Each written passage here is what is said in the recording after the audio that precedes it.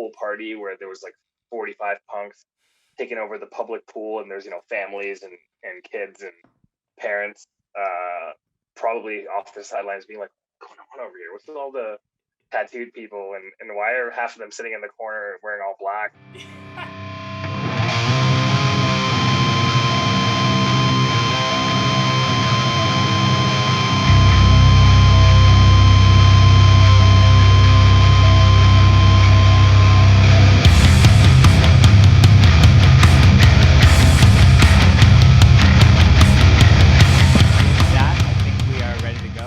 Thank you so much, everyone, for tuning in. This is another episode of the Scoped Exposure podcast. I am joined today by 1/6 of Toronto's hottest nu metal band. Obviously, you'll understand that joke the further you get into this podcast if you don't know. But is it? I should have asked before we got going, but it's Rohan. It's Rohan. Rohan. Okay, got you. So Rohan of RESPIRE and New Friends Fest. Thank you for joining me on the podcast today. Thanks for having me. Of course. Rohan and I have been able to connect kind of around a year and a bit ago for New Friends Fest. Scope came down and covered the bands that were playing that, and I've kind of kept in touch since then, and I'm excited to be chatting about the band that you're a part of and the fest as well. Do you want to just do a proper introduction as far as what you do in RESPIRE and where you're based for the folks at home? Sure. Yeah. So I'm Rohan. I'm based in Toronto. I play guitar and do some vocals in RESPIRE and some other random things on our records. And I also run New Friends DIY with Egan, who's also in RESPIRE, and our friend Vanessa. Who's almost an unofficial member as far as how she's helping out with the music videos and whatnot. Oh, totally, yeah. So before we get super deep into the conversation, Rohan, we got to do our scoped Bev check of the episode. I'll let you go first. I'm trying to let my guests be guest choice get to go first before I do anything crazy. Well, you put me on the spot a little bit by telling me that I should have a cool bev. So all I have is coffee. Coffee is a great bev. I'm on a 14-day quarantine, so I can't leave the house. Oh. So coffee it is. Any localness that goes into your coffee, or you keep it pretty simple on the homebrew? These are good beans. I can't remember where they're from, but I remember they're good beans. They were just in a mason jar. Well, yeah, it's quality coffee. I'm not drinking Maxwell House. Oh yeah. Yeah. As long as it's not Maxwell House or Timmy's, I'm cool with that. It's funny. Sometimes when I'm thinking about these, I usually try to keep my fridge stocked with a couple little cool things or simple things. But I wanted to plug this bev as I'm at the tail end of it. So I'm a big fan. I drink my coffee black, but I'm a big fan of dirty chai, which is like a chai tea latte, but with espresso in it. So this is just a mason jar full of that. So the real thing that I'm trying to plug is it's called Say When. So it's like a dirty chai mix. So it's like a 1-in-1. So I just before the call here, just filled that up halfway, and the rest is oat milk. And we're going to be very caffeinated on this podcast. That's the way we like it. Oh, of course. Yeah. It's not too jittery, but we'll have to see 55 minutes in if I'm shaking. But Rohan, how I like to get just context on all my guests on how they got into DIY heavier music. So let's go back in time. Give me kind of like the origin story of how that was for you and some of those formative records and moments in your childhood, and we'll start there. Sure. So I was born in India, and I grew up in now Mumbai, but Bombay when I was growing up, India. And I moved to Canada when I was about 14. So I had a good run living in India, and I was always kind of into heavy music, I guess, growing up. I got into nu metal when I was a tween, and then I guess when I moved to Canada, I started playing bass. I was living in Mississauga, which is just outside Toronto. Yep. I started playing bass and started playing with some people, and learned how to play my instrument alongside other people learning how to play their instruments, and was probably very bad for at least a few years. And then over time, I guess, started meeting, I guess, my people, more and more people that I'm friends with today in the DIY scene, and started to, go out to shows more, make more friends at shows, and continue to play with more and more people. And yeah, I guess I, kind of went the gamut of genres. And I got into, it was like a new metal when I was a kid, and then I got into like, 90s indie emo like Captain Jazz and Sunny Day Real Estate, and then I got into like metalcore. I got back into sort of the more emo screamo stuff, which is where I've landed on now, I guess. Right. Yeah, and I think in a city like Toronto, like people call that like the New York of Canada as far as how big and population wise it is. But yeah, there's a plethora of different scenes that you can kind of jump in and out of to kind of see like what people locally are doing, which is really really cool. Yeah, totally. As far as the so growing up in India, like what were your first times where you actually were exposed to music? Was it like a compilation? Did you find something on the internet? Like talk to me about some of those things because I'm curious if there's a difference just being on the other side of the globe on the accessibility for heavier music at least.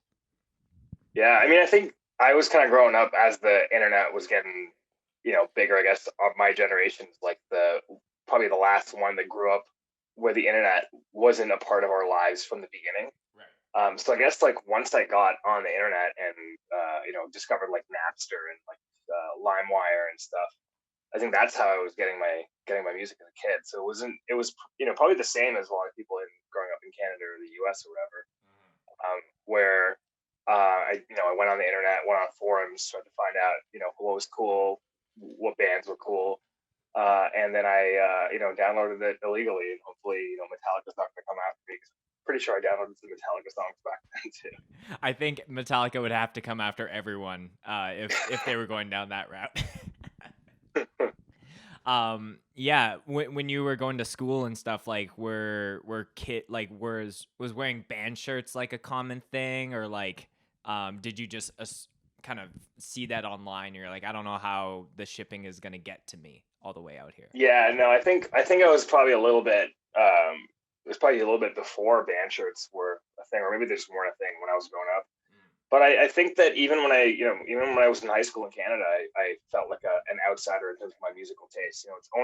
It's only when I started playing shows, going to shows, meeting people that are into the same sort of music as me that I really realized that there was even this group of people. It was like for the longest time, it's like, hey, am I alone?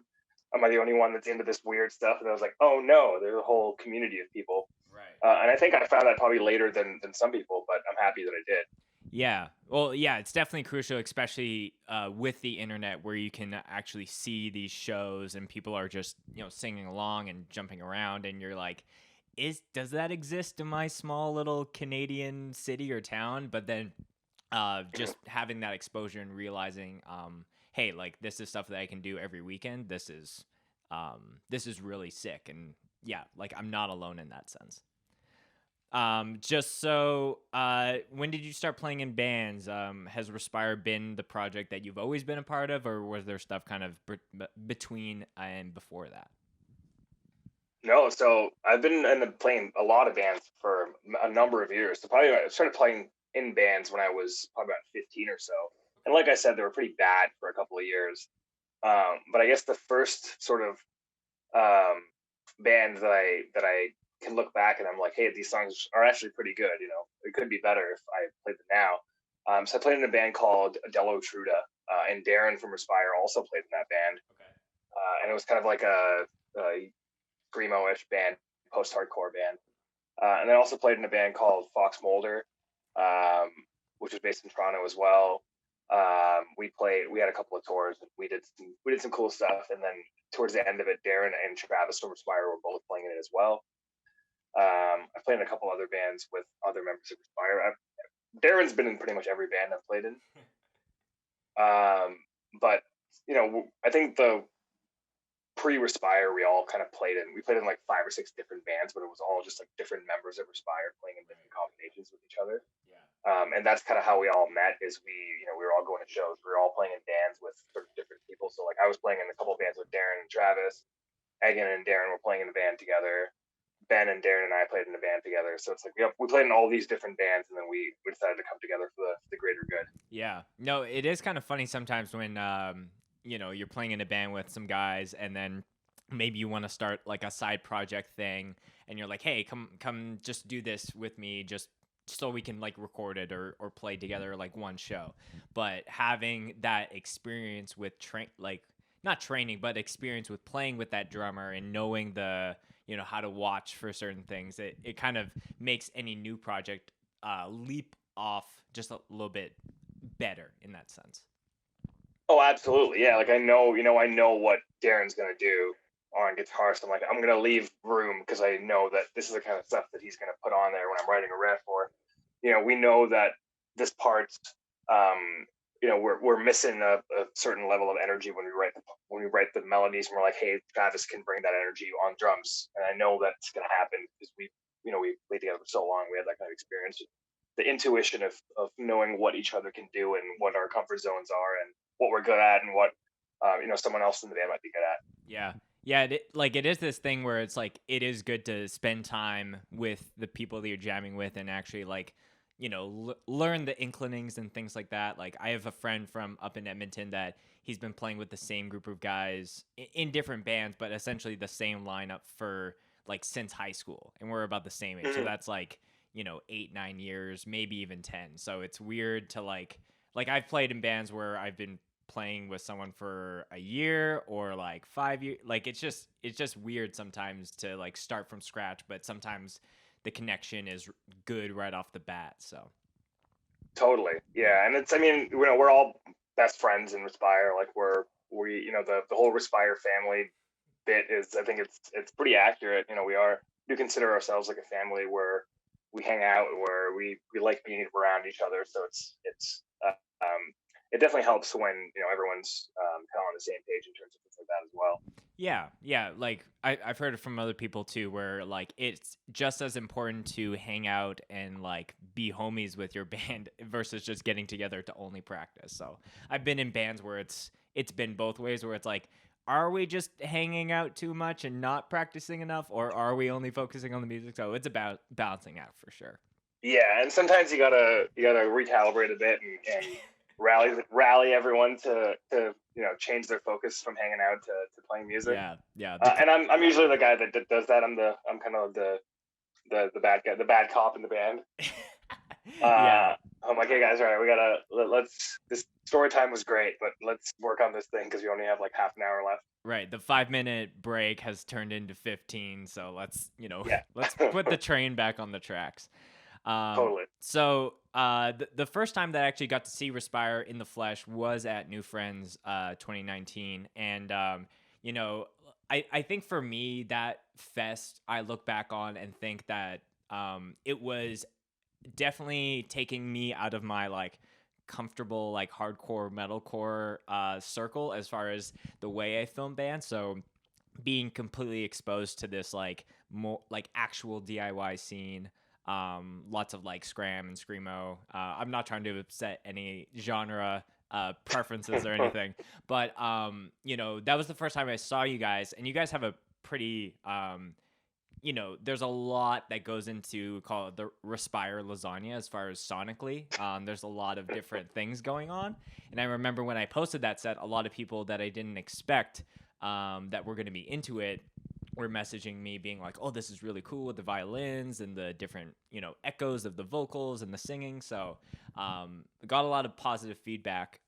So talk to me about just like the actual writing process for that, because like one of the bands that I grew up listening to was like Yellowcard. So I was always kind of curious on like, is the violin player like always wanting to like add something, or is there kind of like a balancing act of like, okay, like this part needs something, this song is only going to have like 10% of that? So again, talk to me about the overall process of writing your music and balancing all of the different assets sound wise of the band? Yeah, so I mean, I think first off, I'll say that writing in Respire is a long and arduous process. Like I've been in bands, where you can crank out a 5 set or 5 song EP, and I can crank that out in like 2 weeks. Sure. And we're the opposite of that. We write slow, we move slow. But I think it's because we're trying to be methodical, and we're trying to be. Well, I guess we have a maximalist approach. We want to add as much as possible to everything all the time. So I think we normally start with someone bringing a theme or a motif or like a little melody to the table. Sometimes there's multiple parts kind of linked together, and then we all sort of work on them collaboratively. Figure out what goes where, how we can change it. We all kind of put our stamp on it. Sometimes it stays sort of in the same vein of what it started at, and sometimes it's something completely different. Right. And yeah, so usually we've been scoring our guitar and bass parts out at the very least. And on for the last record, as we were recording Blackline, we went through a pre-production process as well. So we kind of recorded all the guitars, the drums, the bass. We made scratch tracks of them. And then we listened to them to figure out, hey, is this what we want everything to sound like? Does everything make sense? Does the mood fit? And then also gives a chance to get the trumpets and some of the string parts and some of the orchestral elements finalized a little bit more. So in terms of does Eslin, our violin player, always want to do stuff? Are we telling her what to do? I think it's a little bit of both. She's been since then and want more and more a bigger and bigger part of the writing process. And I think that some of the songs that we're writing after Blackline are going to have even more sort of violin, be driven by violin. Mm-hmm. But there's always there's always back and forth about everyone's got an opinion on everyone else's part, and I think that's totally fine and healthy. And I like the back and forth of the kind of the creative input that everyone brings to the table, and how we can kind of put it together into a package after many iterations. Yeah, and like it's funny because I've heard it time and time again for a lot of bands where it's like a minimalist approach, but you're kind of on the opposite side of the coin, a maximalist. You're trying to do as much, not to like be as crazy as possible, but just like we're gonna go down this journey of this song versus just like how energetic can we be in 2 minutes. So I think that is really cool, and I think you need like the balance of both in music. You can't just only have bands doing the less than a minute like song, because then you're just going to get tired of that. So having some options is healthy. And who's to say that Respire can't do a 2-minute song? I'm sure you guys have thought about doing something as short as that at some point. Yeah, well, I mean, our latest song, our latest music video, "To Our Dead Friends," is clocked in at 240. Right. So I think that's the shortest like real song, like non-interlude we've ever had, right. Which is fun and exciting. Yeah. So yeah, let's kind of transition to more of like the current Respire activities. So as I said at the beginning of this podcast, I jokingly called you guys a new metal band. Obviously, anyone who's listened to you guys don't sound like that, but there was I'm blanking on the actual article, but there was this big article that got put out by you guys calling you a new metal band, and then all your friends and fans are like, what is going on? So can you just tell me the behind the scenes of that from your perspective, and how you kind of ran with that joke in a sense? Yeah, I think it might have been Stereo Gum, but it was a passing reference to just like some of our, I guess, one of the parts in our last song having a new metal edge. But we thought that was absolutely hilarious. And we love making self-deprecating jokes. So we decided to just run with it and meme ourselves. And people like when you meme yourself, I guess. Right. Yeah, no, I thought it was pretty funny because I don't know if some of these bigger articles are actually sitting down and listening to the entire track, or maybe they're only listening to like the first minute and then they're writing their article because there's such a turnaround time with some of that. Hmm. But I thought it was just hilarious on how instead of just being like, facepalm, you were like, all right, well, this isn't 100% correct, but let's still like play on it and just have some fun with it.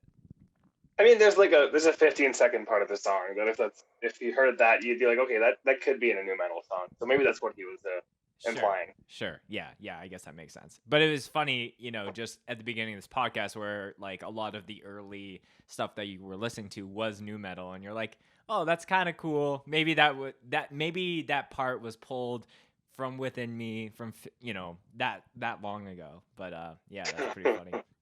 Um, so I also wanted to ask on another aspect. So you guys are in the midst of recording an LP or something new in the works right now. And when you guys put out that promo pic of the band and kind of like the archway that's on fire, um, talk to me about how you set up that photo, because I'm sure like there's probably some funny stories about just like, all right, Oh let's yeah. stand close to this fiery burning piece of wood.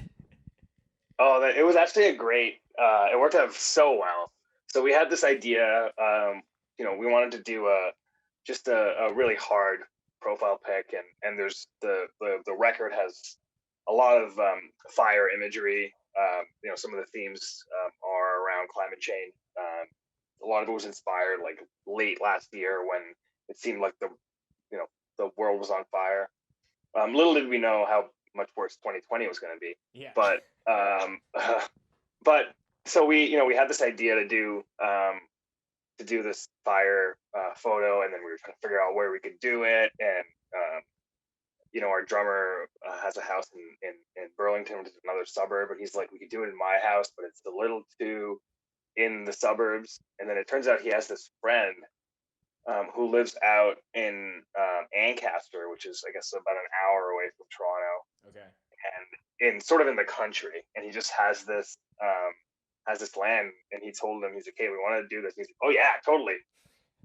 So we show up, and I mean, this guy is like, he's quite an interesting character. I mean, he's super welcoming. He brought us on there. He gave us old cloth because our wood wasn't burning. He gave us like gasoline. He's talking about he has a bunch of reptiles. What?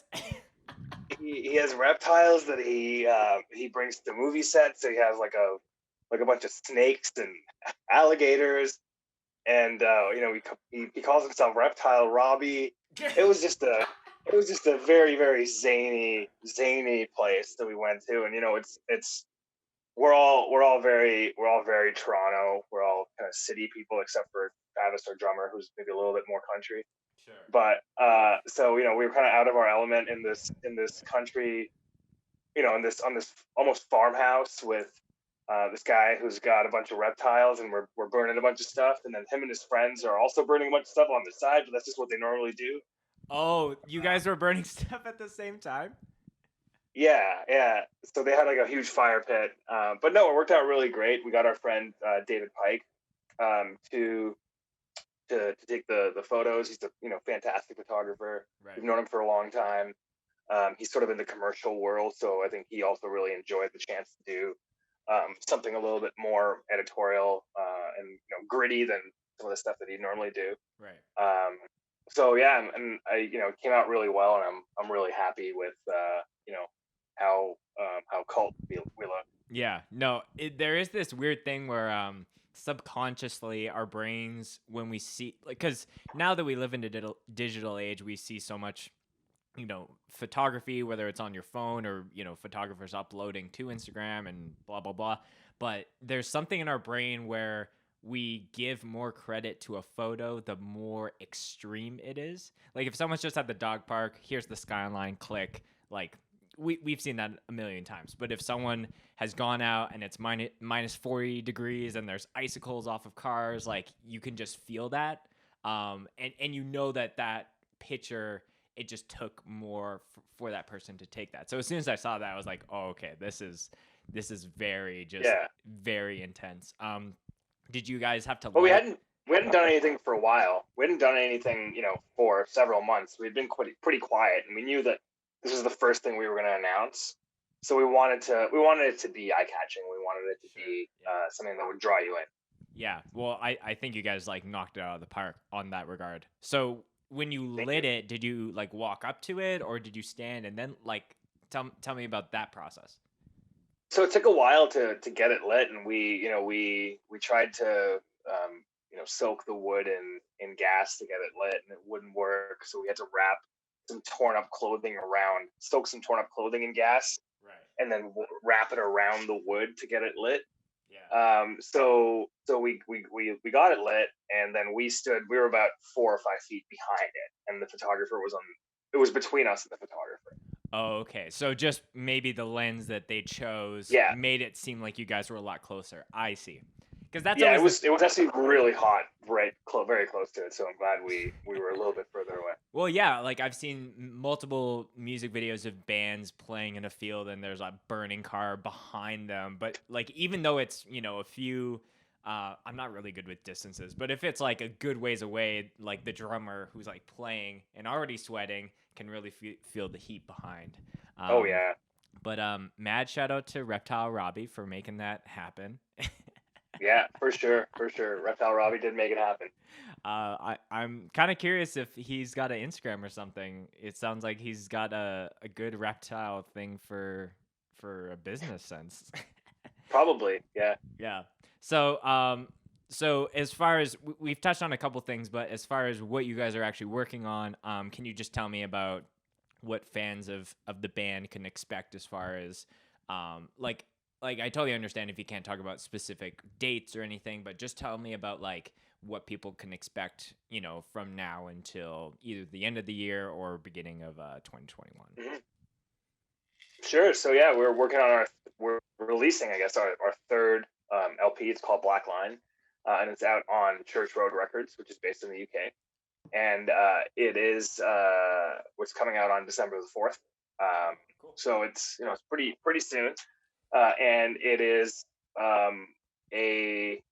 we tried to do things that are different and new and unique, but we also tried to make a Respire record. So it's, if you like our previous records, hopefully you'll like this one. Yeah.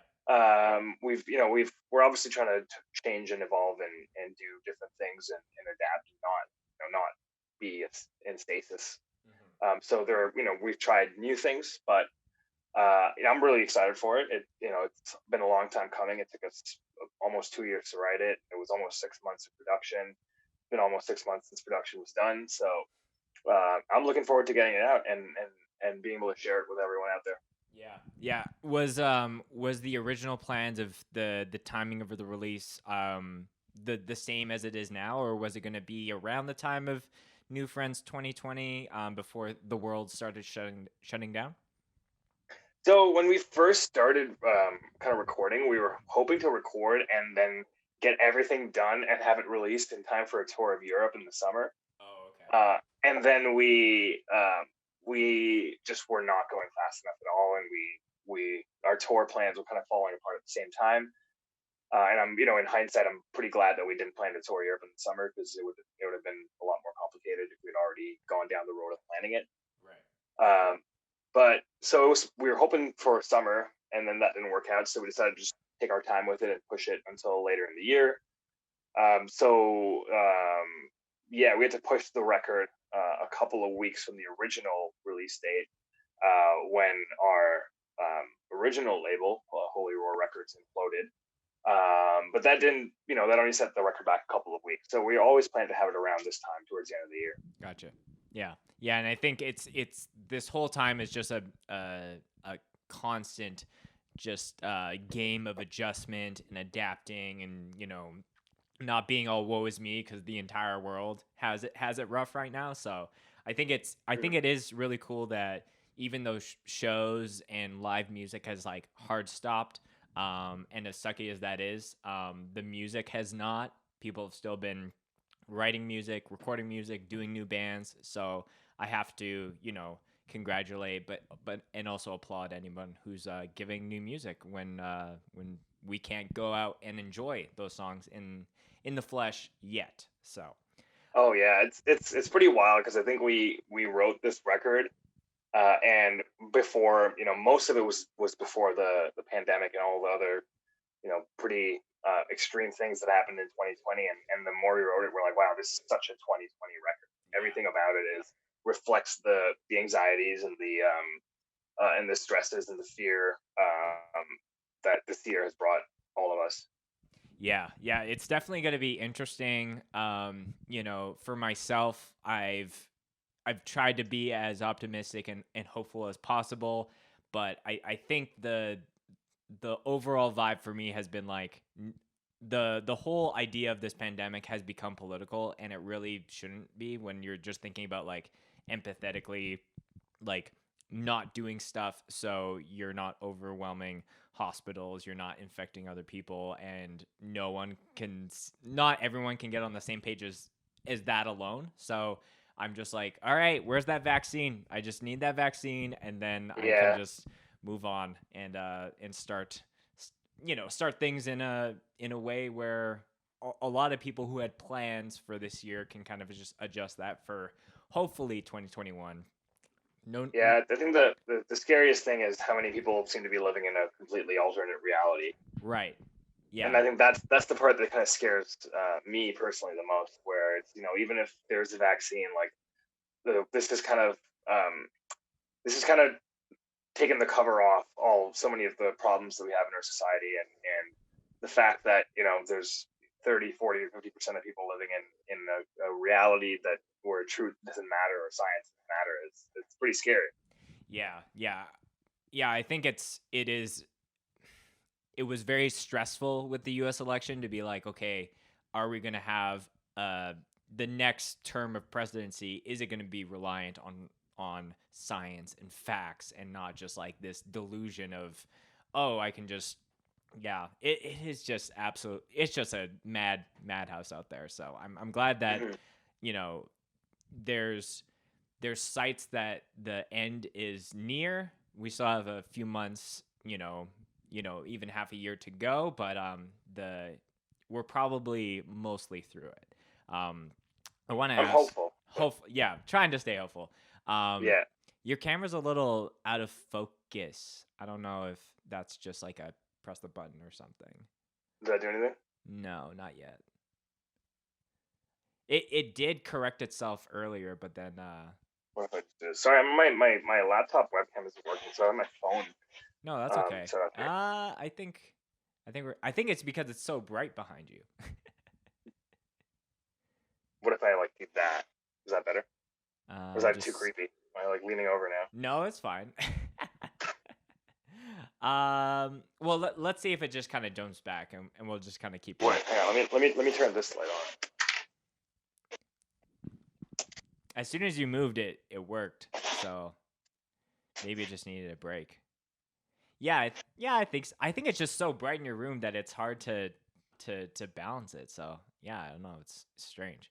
Um, well, yeah, let's just kind of keep rocking with it. I wanted to talk to you about new friends because that's obviously how we first met, and Mm-hmm. something that I'm sure a lot of people who are tuning in either were people that would attend every year or again know you through that. So talk to me about how that came to be and how the idea of hosting a kind of being an origin spot for the type of music that Respire kind of is connected to came to be. Yeah, sure. So I guess a couple of years ago, Toronto's always had some really great promoters who book DIY shows and have really put themselves on the line and hustled really hard to have awesome shows. But one of the things we found is um, eventually, after a couple of years, whoever booked shows would burn out, and then there would be a vacuum for several months, and someone would pick it back up, and then they'd burn out, and there would be a vacuum for several months. And um, kind of around this time, Respire did our first European tour, and we were just really inspired by the kind of collectives, the promotion collectives that they have in Europe. Everyone's super organized. It's not just one person having all the weight on their shoulders, but it's it's a group of people who are working together collectively and collaboratively to put on shows, and we were really inspired by that approach. So we decided to start, doing some shows in Toronto. Egan and I asked Vanessa, and we had to convince her a bit, but then she was down once we started. We're like, hey, we'll it's not going to be on one person. We're all going to share the work here. And I remember I don't know where I was, but I was away somewhere, and I got back, and Egan and Vanessa were like, we had this show offer, I guess. These three bands were on tour, and they said, hey, we should build a fest around this. And I was like, no, this is a terrible idea because it's a month away and it's on a Tuesday. And they're like, okay, we're just going to book it the weekend before. I'm like, this is still a terrible idea. But then they showed me the lineup of the bands that they wanted to book for that day. And I was like, okay, fine, let's do it. So we did our first year's fest, and it was it was a great time. It was really fun. And then as soon as that was done, we're like, all right, we got to start planning for next year. And obviously, having a full year rather than a month to plan a fest made it much a little easier bit to have easier a really for good sure. fest. Yeah, and so we were able to get some really special bands, and really, I mean, I'm personally super excited and super happy that we got to book bands like City of Caterpillar, Majority Rule, and Lord Snow. Right. And so we had that last year, and it was great. And we had we had some big plans for 2020 as well. We had the same venue booked. We had a really great lineup, and we had some other irons in the fire. And unfortunately, things went the way that everything else in 2020 did. So we had to pull the plug on that. But I guess there's a small part of me is hopeful that we can do it in 2021. Yeah, I think going back again to the talk as far as not being confident in the world being responsible, but like as far as it'll be interesting to see when it's okay, we have a completed vaccine. Obviously, that's not going to go to hardcore kids first. It's going to be the elderly and frontline workers and things like that. But we gotta set up a vaccination station at New Friends Fest. Just like, I'm curious, like how you're gonna prove that. Like, is it on your driver's license, or like you have a card, you get like a little tattoo on your wrist, or I'm not sure. We'll have to. I don't think they're gonna make people prove it. I think that's too complicated. Yeah, that's true. I think they're just gonna hope that as many people get it as possible. Right. Or what's that called? Gentleman's agreement. Like it's you got it. Yeah. Or on our system. That's what I meant to say. But yeah, New Friends, like the experience for me, again, like I was saying earlier, really out of my comfort zone, but like so essential, I think, for me, just to see a way different genre of DIY music and apply my filming to that, applying my editing to that. So yeah, I was very, very fortunate and grateful to be there for 2019, and 2020 would have been like just that much more. I'm thinking about all the festivals that I had some connection to, and how I wanted to again up the level of production. My focus of okay, I know the room and how audio can be laid out. But yeah, my goal personally, and I think everyone in hardcore just DIY music, is like once shows do come back, I think a lot of people are thinking and mapping out that like first debut. Just I don't think it's going to be sloppy by any means. I think a lot of people are going to be so just ironed out because we've all been like quarantined and almost doing like the prison workouts of our music endeavors. So true. Do you have a favorite memory or moment from New Friends 2019 that comes to mind when you think of that weekend? I think overall, I mean, it's almost a bit of a blur because we're just on. Egan, Vanessa, and I are on the entire weekend. So it's absolutely exhausting, and by the end of it, we're completely dead. But I think there was some great moments. I mean, we had a pool party where there was like 45 punks taking over the public pool, and there's families and kids and parents probably off the sidelines being like, what's going on over here? What's with all the tattooed people, and why are half of them sitting in the corner wearing all black? So that was really fun. I also remember City of Caterpillar set just being awesome, and I was standing with Amy and Corey from Abroa Sky, and I think Corey turned to me and he's like, "This is like ecstasy for screamo kids," because everyone's just like smiling and has the biggest smiles on their faces, watching City of Caterpillar. Yeah, that is one thing I just want to jump off there is, just again being such a fish out of water when coming into that scene just felt like super welcomed, as far as just people being like, "Oh yeah, I've seen your videos," and maybe they actually don't like hardcore music, but they just like the fact that I'm doing something for music and I'm just a part of that in a small way. So, Mm-hmm. mad shout out to all the friends that I got to make on that weekend and just for being so open and welcoming to me. I did want to ask you because I dropped a podcast yesterday with my friend Kat from this band from Denver called Fom.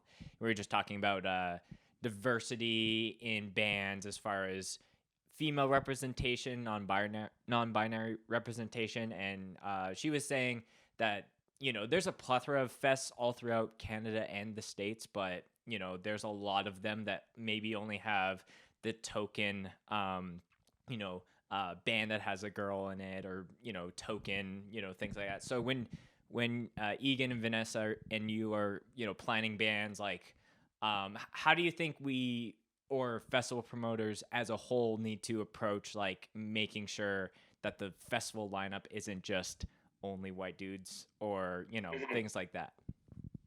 I think we made a specific effort to not have that, and I think that's really all it is. It's you just need to be aware of it and actually make an effort to book bands that have more diverse representation. So I think both 2019 and 2020, um, our lineups had probably more than, I want to say, 60% of the bands had members who were female or not men, and we tried to book as many bands with people of color as possible. I think there was like 4 or 5 bands where it was just all dudes. Yeah. Out of 24, 25 bands.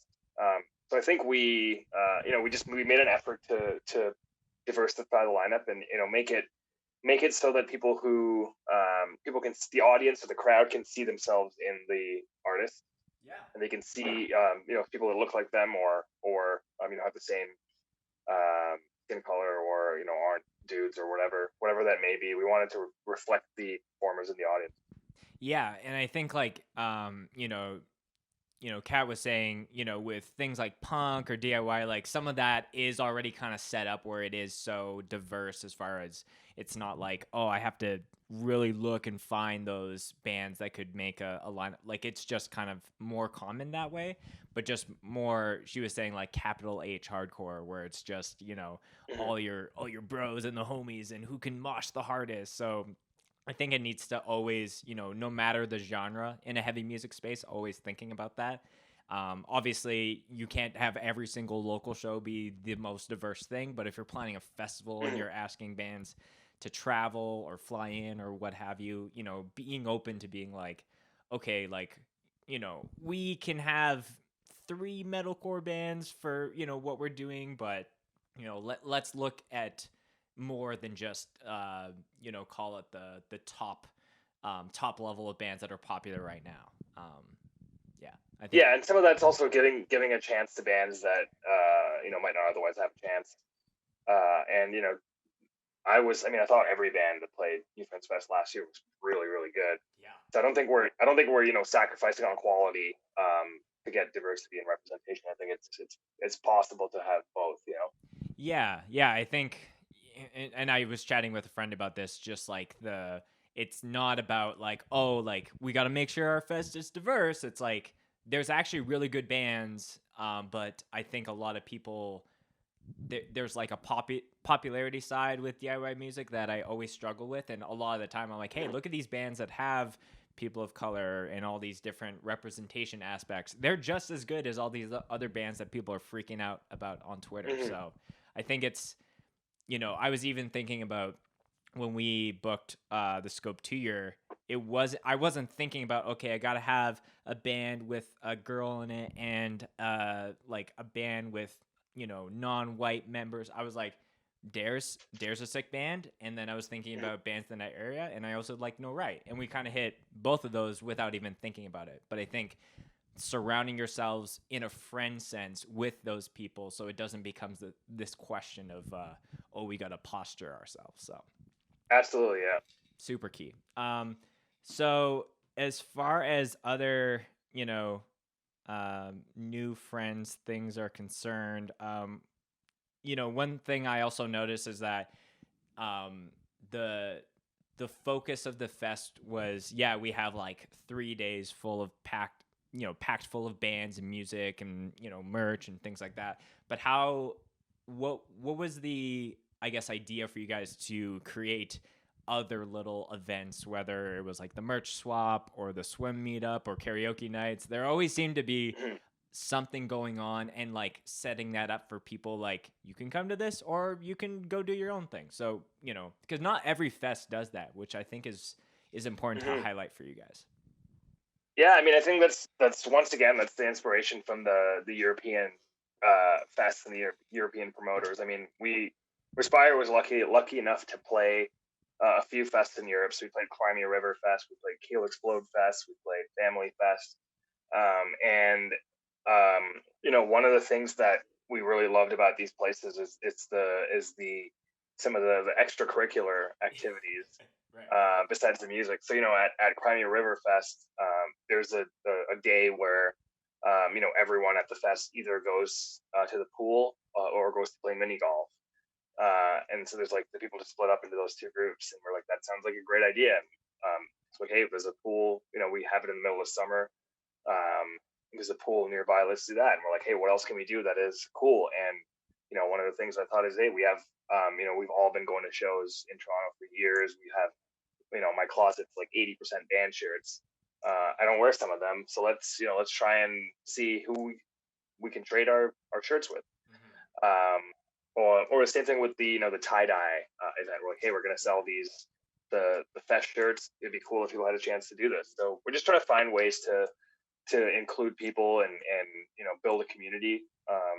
One of the things with New Friends Fest is I think it was probably about 60% or 70% people from outside Canada traveling in, and we had people from all over the U.S. and a couple of European countries. I think in 2018 we had someone from Japan come. So we've had a lot of people traveling in, and we just want to make create opportunities for people to break the ice, get to know each other, and really build that community of people, and provide the support and the framework for that community to flourish and hopefully keep coming back. Yeah, like, and that was an eye-opening thing when I was there for 2019. Just like, oh, there's like actually a lot more Americans here than Canadians, and not even just on the band side, but just also like, So does Mhm. that create a lot of pressure on like just trying to make things go as smoothly as possible versus like, oh, it's just like all my friends, so they can probably like give me a little bit of a break if like a mic cable snaps or something like that. Yeah. No, I mean, I think we are. I think all of us are kind of tightly wound in general on stuff like this. So we want to make things as run as smoothly as possible in general. So I don't think there's any additional pressure. I mean, I think we're all pretty organized. I think everyone in New Friends DIY has a good solid niche of what they do and what they're good at. Egan's really good at doing some of the art and the art direction and the layouts, the design stuff, and I was handling kind of some of the finances, and we got a grant from the Toronto Arts Council, and I was running that. And then Vanessa is, she works production in her day job, so she's really good at managing logistics and organizing people and people and places and things, and making sure everything's in the right place and everyone's in the right place. Yeah. So I think that we tried to be really systematic about the whole thing. Yeah, we had lots and lots and lots of meetings. We had like spreadsheets. We had everything was mapped out as much as possible. And I think that I mean, at the end of the day, I was really shocked that every show ran on time and our schedule was solid, because some things always go wrong. But I guess that we tried to minimize that stuff as much as possible. And I think what really helped was having backline, because when everyone's not switching out their own gear for every set, and their drum kit doesn't have to be remiked after every set. Things move a lot slower. I mean, a lot faster. Definitely. Yeah, and like I think the whole like New Friends trio, and I'm sure that there's other people behind the scenes that help out in small ways as well. But I think what you guys have done and how I got to see you guys execute the weekend, having the walkie talkies and always knowing where one another are. I think, I think you guys are really creating a really great fest, a really welcoming, inclusive fest. And I just hope that things are lined up in a way where you guys can realize that 2020 lineup in a 2021 setting. So that's the dream. That's the dream. So Rohan, we can probably start to wrap up here. The last question I ask all my guests is a favorite Mosh story that they would like to share on the podcast. So it doesn't necessarily need to be something that happened to you or you did to someone.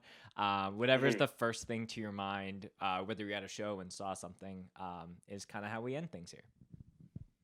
Yeah, I mean, I think that I'm not a big mosher, and I think that's the kind of what attracts me to the kind of the scram scene. It's not as mosh heavy as the kind of more generic hardcore scene. But I guess, I mean, there's a couple of years ago we saw it was Loma Prieta playing at Siesta Nouveau, which is like a now defunct, now condos DIY spot in Toronto. Fun fact about Toronto is most of our DIY spots are now condos. It was a pretty small room. There was probably like 100 people there. It was like half of them were my friends. I think all of us crowd surfed at some point. Which was fun. I remember we crowd surfed Darren. I think we crowd surfed Egan. I'm pretty sure I crowd surfed. So I think that was probably my favorite Mosh story. Loma Prieta back in the day, in a small sweaty room with my friends. Yeah, just about a bunch of bodies just hovering over everyone else all at the same time. Pretty Love much, that.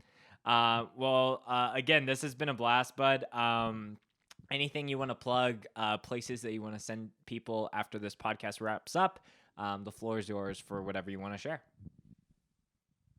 Respire, new record coming out December 4th.